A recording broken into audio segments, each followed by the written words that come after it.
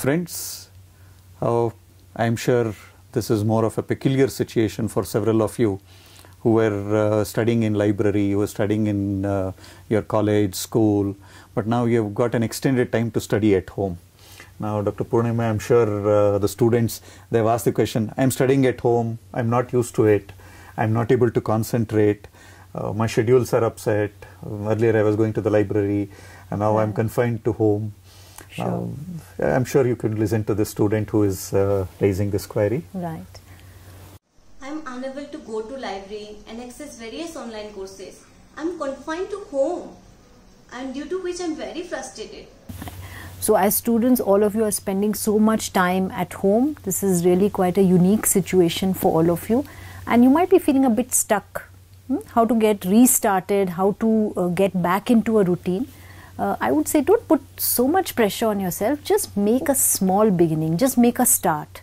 Even if it means, reading only 3 pages of your textbook to start with, or answering 5 multiple choice questions. So the idea is to just make a beginning without feeling too overwhelmed and thinking about all of the things that you need to do. So that's one thing. Secondly, after you do this, it's important to reward yourself, for the time that you have been able to spend studying.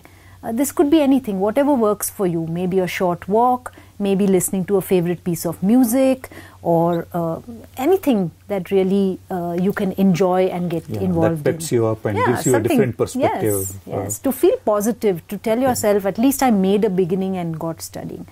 Now I'm telling you nothing new if I say that a study schedule and a study routine is important, but perhaps in these times you have to make a very new kind of schedule.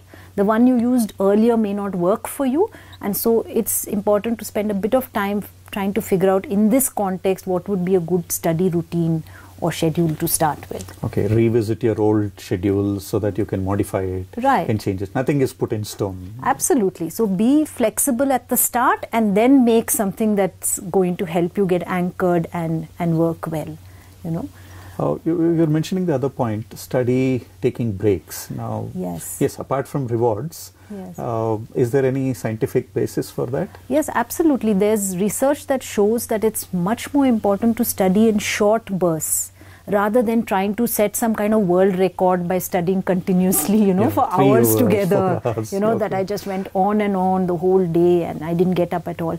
Rather than that, if you study in short bursts, and this is called spaced learning, this really helps to consolidate your memories.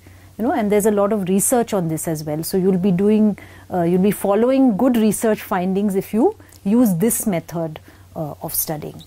Okay. Thank you. I think that helps us prepare very well for the examination. One, attempt, take a step. Don't hesitate. Even if it is 1 page, 2 pages, 3 pages, make a beginning. Yes. Second is in terms of reward yourself. You don't need to go for a longer stretch. Yes. A shorter stretch is also good, and that helps you to learn better. Right. But the one thing that I sort of forgot to mention is to try and take care of distractions. All of us, suppose the phone is just lying next to you, or you have access to other things that typically distract you. So a good thing to do would be to see, can you keep your phone outside, or can you switch off, or can you sort of remove certain games and applications that tend to distract you. That would also help you get back into the schedule. Yeah. These distractions probably take away the whole essence of whatever students want to learn. Yes. Thank you, Dr. Purnima, for bringing in this point of distraction. I think mobiles are the biggest distraction, especially when you're preparing for. I think TV is the other one. Family, friends could be there. Managing these distractions, I think, is very, very important. Probably distractions come because people feel bored. That's what students have been complaining. Now the student says, I feel bored reading and reading. I cannot concentrate. I don't feel I'm motivated. I'm sure we look forward to your answer. Right. One is to realize that we cannot be 100% motivated all the time. There are going to be these slack periods, time that you feel a little bit bored or disconnected from what you're doing. And particularly in this situation when you are confined to a certain boundary or a space and you cannot go out like you used to earlier, well, to connect with the idea of distractions earlier, we might just reach out to our phone each time when we are bored, trying to take a break. But I would suggest something different, maybe some physical exercise to keep fit.